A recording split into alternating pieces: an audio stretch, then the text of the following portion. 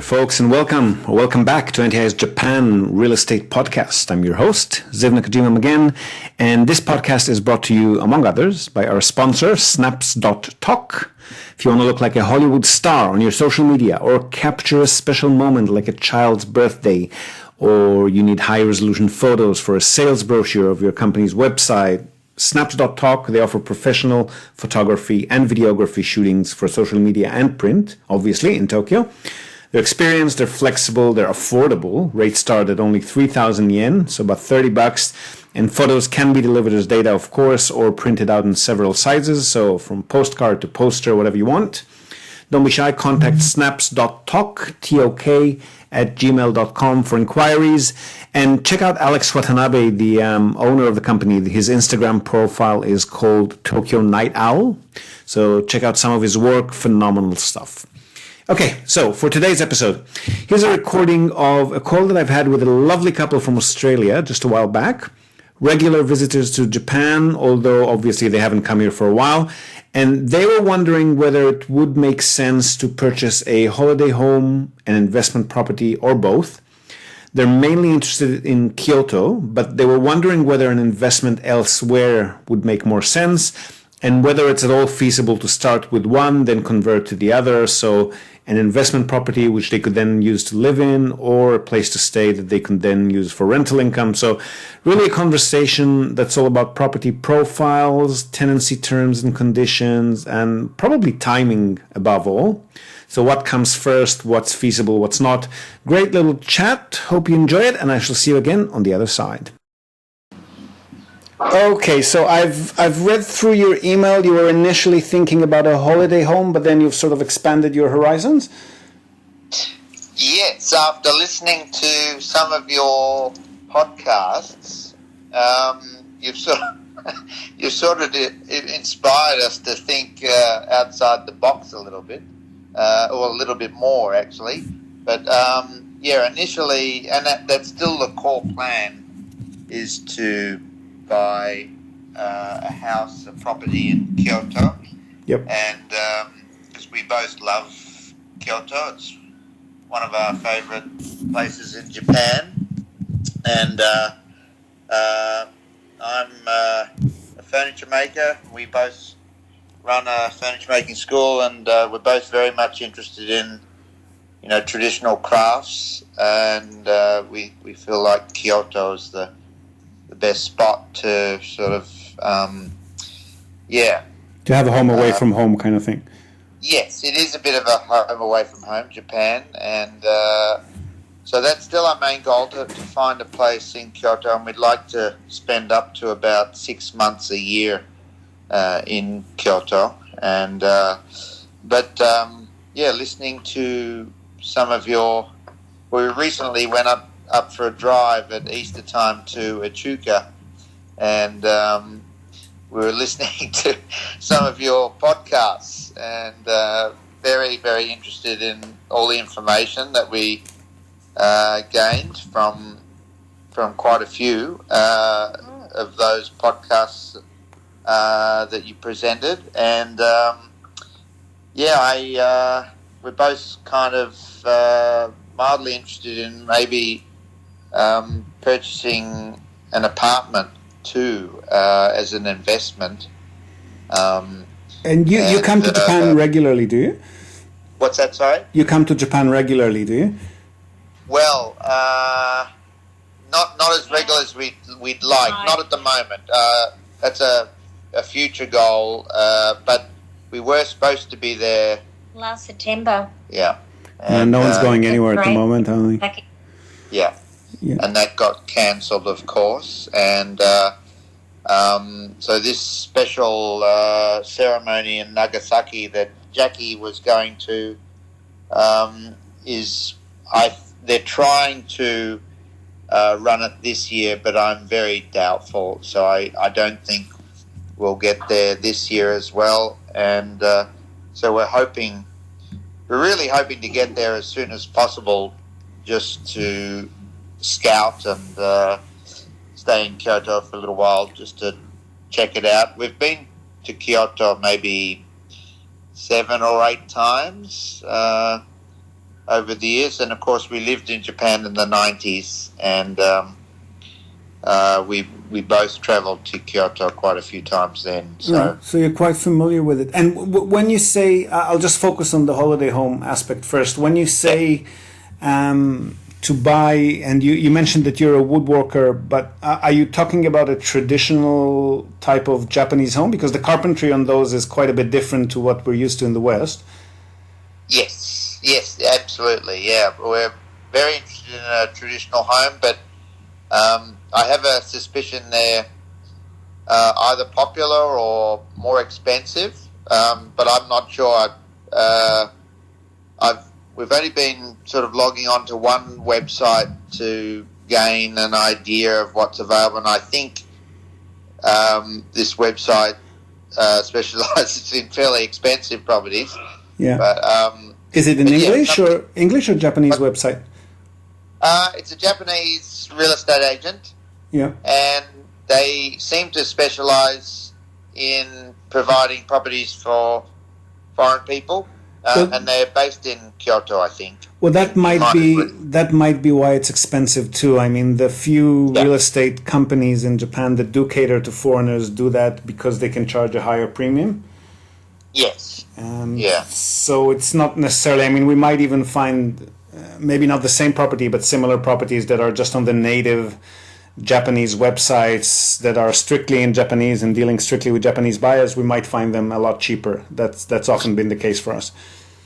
Yeah, well, that's essentially why we're very interested. We were very interested in contacting you, because we sort of felt that the back of our minds that was perhaps the case, and we're sort of looking for some guidance from you about where to possibly look, or maybe some websites, or something that we could spend a bit of time researching. But yeah, traditional house is preferable. But we have Jackie and I were talking about a sort of a rough budget today, but this is for the house in Kyoto, but this is based on some of the houses that we've already seen, which are probably at the higher end, but we were looking at maybe 20 million yen as a maximum that we could probably find to put towards a house. And then when you say that you'll be working on it or renovating it, do you mean that you'll be doing it hands-on, or will you be sourcing Japanese carpenters and so forth? Because I'm just not sure how well your skills in Australia would translate to Japanese carpentry, that's all. Yeah, I think even if I had the highest skills, I think I would still not come up to par in Japan. I mean, their skills are incredible generally. But look, I'm interested in doing some of the work myself, but I'm also a bit practical. I mean, a bit more practical. And I'm pretty sure that I'll be involving local craftspeople or artisans or builders. I don't think I'd be in a position to do all of the work. Maybe you could act as an intern to them while they're working on the house and just pick up some skills from them. Well, actually, that's kind of the idea of me being there 6 months of the year. I'm going to make myself available for volunteer work for crafts people in particular. So that's my aim, and Jackie's got things that she'd like to do there, but that's my main aim while staying in Kyoto. I think budget-wise that should be doable. The question would be how beautifully done the place already is and how big it is. That's always a big consideration in Japan because space is a premium. And also how far from the city center or from the more popular areas of the city you willing to be. So if you're okay with say something that's suburban Kyoto or just out of the city limits that enables you to comfortably travel to the city itself when you want, it'll probably be a lot cheaper. Yeah, we're happy to live just on the outskirts of Kyoto. We don't mind travelling a bit. We definitely like to be we'd definitely like to have easy access to transport, whether it be a bus or a train. We have a few times when we've stayed in Kyoto, we have stayed in some quite tiny places. We're not looking for something too big, maybe 2 bedrooms if possible. Our expectations are that it will be small. So maybe up to 80 to 100 square meters. Would that suit you? Yeah, I think so. Yeah. Okay, well, I think that budget should be doable for that. Again, depending on exact location and how much work will need to be done on the place. You are aware that traditional Japanese homes are not very well insulated, so you might want to look into some expenses towards that as well. Yeah, I remember on one of the podcasts from you that we listened to, you were talking about that with a client, and I hadn't actually, up until listening to that, I hadn't actually thought of that before, but absolutely. Double glazed windows and other measures. Yeah, for sure. And the more traditional the house, the more work would be required to achieve that, and the less effective the insulation would be, because the traditional old-school Japanese homes usually have a lot of spaces between the walls and between the doors and the frames. Yeah. I personally, that doesn't bother me or scare me. You're not coming in the winter, are you? No. Well, no, we actually, Jackie and I haven't talked about this at great length, but I'd like to be in Japan from July to December, and be back in Australia for Christmas generally when we do arrange this. But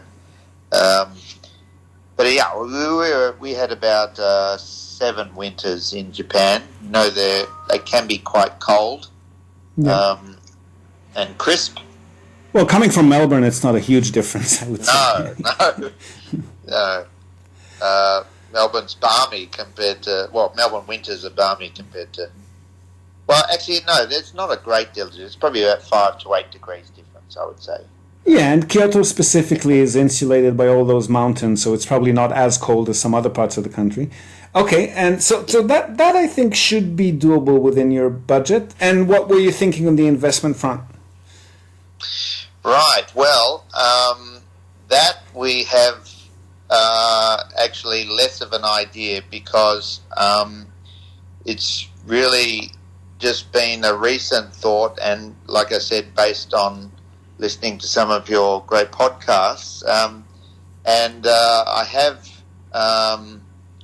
I do remember, I think you mentioned to one client that, and I'm not sure how old this podcast was, but 2 to 5 million yen, I think you mentioned that it was a possible entry level to a half decent apartment as an investment.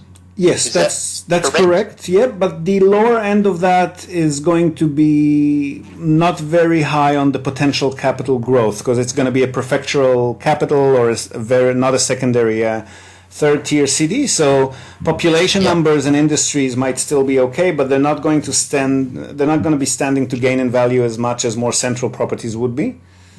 That's the only thing. I mean, Japan is generally not a capital growth environment anyway, but some people do like to have at least the potential for that if and when the economy does well.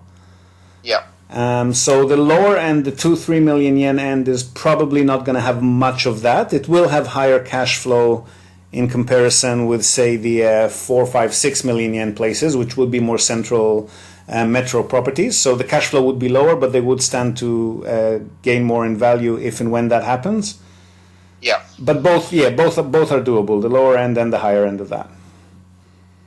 And I was also very interested to hear that I think the city you're based in, which is Fukuoka. Yes, best city in the world. Yeah. Well, we actually had never been to Fukuoka. It's one of the, briefly, but I haven't spent a great deal of time there, and it was in the 90s. You'd be surprised these days. Yes, well, I was quite intrigued about what you said about it. It sounds like quite a happening place at the moment. It is, and entry levels here are slightly higher, so you're probably looking at 3.5-ish to enter here. Yeah. And yields are going to be slightly lower than the cheaper places again. So in Fukuoka City, if we're talking net before tax, meaning including all of your purchase costs and all of the routine monthly costs, but excluding your annual taxes and you're probably not going to be up for income tax if you're just getting the one property, but there would be property tax. And excluding any unknowns, so vacancies, maintenance, and so forth. You're probably looking at 6 to 7% net pre-tax if we're lucky in Fukuoka. Whereas some of the cheaper places around the 2-3 million mark in places like Kumamoto or Hiroshima or Sapporo, you're probably looking at a little bit higher than that. But again, not much growth potential. Yeah, I see. Yeah. Well, we actually haven't researched all apartments because it's such a recent idea. Yeah. But we had another idea, and that was to perhaps maybe also as well as Hakata, but maybe look at the potential to buy an apartment in Kyoto and use that as a base until we find a house. And then rent it out. Yeah, and then rent that apartment out. But so these cash cow or cash flow properties that you're talking about, they're tiny. I'm not sure how comfortable that would be for you, even for a few months. We're talking something like 15 to maybe 20 square meters. It's basically a hotel room. Oh, right. Yeah. But then we lived in Tokyo for about 8 years in a shoebox. So. Okay. If you're okay going back to your roots for a few months, that's doable. Yeah, there was one property we lived in. It was probably 8 square meters. It's unbelievable. Nearly created a divorce between the two of us, but I don't think I've ever seen that. The smallest that we've ever sold was just over 12 square. 8 square sounds like it's basically just a futon, isn't it? Yeah, pretty much. Toilet shower. It was a friend's little space at the base of his house, and he thought he was doing us a favor, but anyway. We can get a little bit bigger than that, I think, yes. Yeah. We survived that one, but anyway. But in Kyoto, just thinking about when you will be moving out of that one, so in Kyoto, maybe similar to Fukuoka, so 6.5% net pre-tax once you do rent it out. Would that be okay for you yield-wise? Oh, yes. Yeah, it's much better than it is here. I know that. Yeah, so that's quite good, we feel. Yeah. But we were wondering, just in terms of if that was a scenario we went for, and what sort of tenancy agreements are typical in Japan? Is it a 6 month or a year, or is it ongoing? Is that sort of typical? The typical is a 2 years rolling lease. Yep. So they usually sign up for 2 years. You'd occasionally get a tenant that would specifically ask to make it for 1 year instead of 2, but generally speaking, it's 2 years. I see. And then there's nothing really officially signed. I mean, it depends on the property manager. Some of them do actually make a new contract when that expires because they want to charge the tenant an extra fee. But in many cases, it's just going to automatically roll over without any signatures being exchanged. I see. But it's important to note that those terms are far more compelling to you, the landlord, than they are to the tenant. So tenants basically... Like in Australia, if I was to move out of a tenancy lease mid-lease, then I would have to keep paying the landlord until a new tenant is sourced. Yep. That doesn't happen in Japan. So the most you'll be able to get if somebody moves out mid-lease is a month or two in compensation. Yeah. And then after the first 2 years are done, not even that. So they just need to give you a month's notice and they can go, whereas you're obliged to them for the remainder of the lease. So the legislation here is very tenant-oriented. Oh, I see. So if the tenant signed a 2-year lease and after a year we wanted it back, you would have to allow them to rent, get to the end of their lease period before. Correct. Plus, you'll need to give them 6 months' notice if you're not going to renew it. Oh wow. Okay. Yeah. Yeah. That's interesting. And that's mainly because. Generally, there's bad apples everywhere, but generally speaking, Japanese tenants are hassle-free and very docile, so they would very rarely cause any trouble, and actually landlords have been taking advantage of them historically, which is why the legislation was changed to be more tenant-oriented. So legally, they've got a bigger leg to stand on than you do, but practically, they just don't. I mean, I've never had a tenant... take us to court or file any significant claims against us or anything of that sort. They just don't do that here. I see. Yeah, the only reason I was really, that Jackie and I wanted to ask that is we were just toying with the idea of maybe finding a tenant before we turned up in Kyoto to look for a house. But I think based on what you've just said, if we do find an apartment and it happens to be in Kyoto, maybe just to leave it empty until we get there, and then use that as a base, perhaps until we find a house, and then rent out the apartment after. It does make more sense. It does make more sense if you know that you're coming in the near future. Plus, once a tenant moves out, there's always going to be at least a little bit of wear and tear and renovations included. Yeah. So if you know that you're coming in, say, such and such month's time, then maybe a month or two prior to that, we'd just look for a vacant apartment that's already been freshly renovated. Yeah. That would probably be the most cost-efficient way to go about it if you are certain that you're going to be using the place. Yeah. Yeah. I see. So I guess it depends on when the Australian government's going to open the borders to let us out. I think they'll open it a lot earlier than Japan will. I think I've just read yesterday that they're actually bringing up the topic of cancelling the Olympics again, and they're definitely the vaccines here are going to take a while. I mean, I was doing my annual medical checkup a month ago, and I was asking the doctor when he thinks we'll be getting vaccines, and he's like, I didn't even get my vaccine yet. So. Oh, really? Yeah. Yeah, it's the same.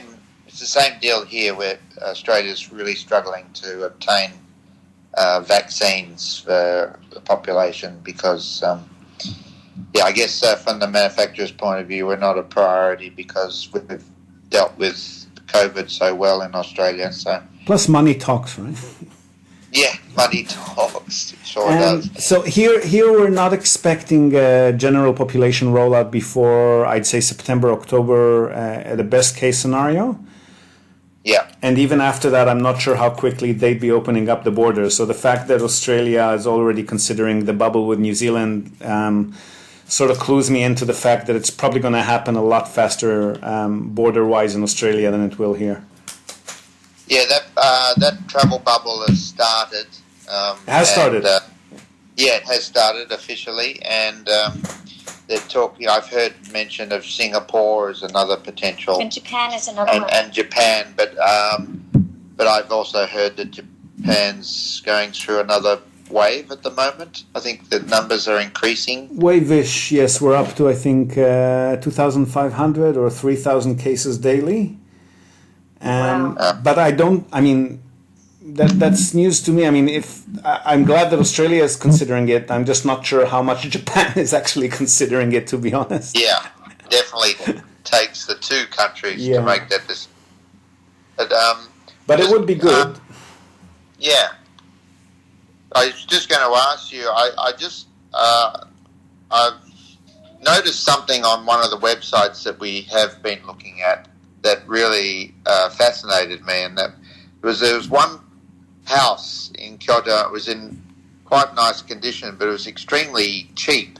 And sure enough, I read between the lines, and it said that in the event of a disaster, you're not allowed to rebuild.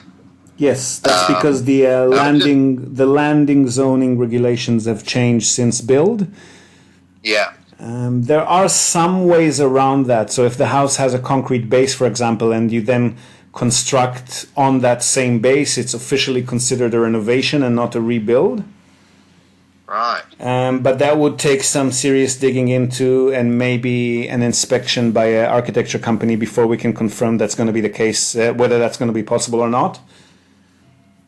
Yeah, I think I don't think I'm interested in looking at properties like that, but I was quite surprised how much cheaper it was than anything else. And I guess I was wondering, is that kind of common? It's common in areas that are quite central and where the houses are quite old. Right. Yeah. And then the public roads, to allow more access as cars got wider, they had to change the regulations of what sort of distance you can build from the nearest access road. And if the house was built 50, 60, 70 years ago, that it just no longer that land plot no longer complies with modern building standards. Yeah. But that shouldn't be an issue in more suburban areas, and it should be even less of an issue if the house is relatively new. But because you're looking specifically at Kyoto, which is a very traditional place, and you're looking at specifically traditional homes, that is something that we'll need to look into for each and every property potential, yes. I see. And are there websites that you could perhaps direct us to that would enable us to, on a regular basis, just have a look and see what's on the market? Yep, but they're strictly Japanese, so you'll have to work closely with Google Translate. Yeah, no problem. Our Japanese is quite basic, but we plan to become more proficient, but obviously not proficient enough to purchase the property by ourselves. Well, Google Translate, especially if you're using Chrome, I know you said you're not technically inclined, but if you're using the Translate feature on the browser, you will get most of the information that you need fairly accurately translated. There are some terms that might be ambiguous, but it'll at least give you a rough idea of whether there are any special caveats attached or not. Yeah, one of our teachers here is Japanese, and we have a few Japanese friends, so I'm sure they could give us a hand if we get stuck. But, well, that makes for a good night in with friends and wine. Yeah, absolutely. Definitely the wine for Jackie. Alistair doesn't drink. Okay, well, Melbourne people are good with their wine. I've had some amazing wines when I was down there. Yeah, it's so popular pastime. Because I do the drinking and he does the driving. So. Match made in heaven there. So you lived in Melbourne? I've lived in Melbourne for 6 months, and I've been going there frequently when I was living in Australia. But the rest of my time in Oz, I lived on the Gold Coast for about 10 years. Oh, I see. Yeah, my family's up there. Yeah, but Melbourne is definitely my second favorite city, aside from Fukuoka. You must have heard this a million times, but if it wasn't for the weather, we'd definitely consider living there. Oh, yeah. No, it's becoming crazier, to be honest. It's crazy. It's global warming, but anyway, what city's not experiencing crazy weather? Yeah. So, look, to move forward, I'll definitely send you a list of websites that you can browse. Thank you. And once you send me a few potential properties that pique your interest, I'll just give you my feedback on those. Yep. And Great. if and when you're ready to move forward and start submitting offers or making inquiries with the realtors and the sellers, let us know and we'll take it from there. Fantastic. It's pretty exciting. Yep. Happy to be. And then just let me know. I mean, I'll know based on the listings that you forward to me, but maybe forward a bit of both. So for the smaller apartment and also for the old house. Yeah. So I'll be able to tell you how that works with your plan to maybe relocate to an apartment first or go directly for the house. And don't be shy to also look at properties that are already tenanted. Something that's already got a tenant in there is definitely not a bad idea because you're buying straight into income as opposed to expenses. Yep. And is both of those types of properties listed on the same website or on all of those same websites? Yes. Yeah. Okay. Yep. Yeah, right. I'll send you about 5 or 6 of those. That'll each of them would have hundreds, if not thousands, of listings. So you'll definitely have your homework cut out for you. Wow. Great. Fantastic. Well, we're very happy to have the homework. So, yeah, it's wonderful. And, yeah, we're grateful to have cottoned on to your company and those podcasts. So thanks very much. Thank you for that. That's really nice to hear. I appreciate it. No problem. All right. Thanks for your time, guys. No Thank worries. you. Take care. We'll stay in touch. Sounds good. Okay, Speak bye-bye. to you soon. Bye. All right, so there you have it. Lots to think about and consider on both fronts. So holiday home, investment property, or a combination of both. Not to say that it's not doable, but it does need to be carefully planned. So hope you found some value in it. And if you're thinking about moving here on a more permanent basis compared to these couple, or if you are already in Japan on a temporary visa and you want to switch to a permanent one, or for any other business and visa-related inquiry, feel free to contact our other sponsor, Hiroshi Shimizu, at japanimmigrationexperts.com. Shimizu-san is an immigration lawyer and administrative scrivener, so he can help you set up a company, he can help you apply for any kind of visa, or just provide you with the best advice and consultation related to these topics that's tailored to your circumstances. He's already done exactly that for many of our listeners, so feel free to reach out to Shimizu-san via his website. Again, that's japanimmigrationexperts.com. And another quick reminder, just before we go, tomorrow is our Clubhouse live Q&A weekly session. So that's in the Japan Real Estate Club on Clubhouse. Emil Gorgi is our favorite Tokyo realtor for expats and family. Tracy Northcott, the short-term stay in Airbnb queen. And Matt Ketchum, the abandoned homes in Akiaguru. And of course, yours truly. So we're there every Wednesday, 1:30 p.m. Japan time. And we'll be more than happy to answer any and all of your questions. So we'd love to see you there. So that's it from us for today, folks. We hope you've enjoyed this episode of NTI's Japan Real Estate Podcast. Do share it with your networks if you think they may find these topics interesting as well.